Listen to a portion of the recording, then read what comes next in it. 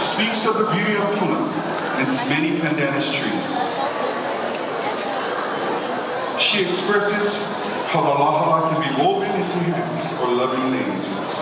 We present to you the 2018 soloist winner of the E Malamamau Kahula Festival, Ryan Hanine Aloi Dino.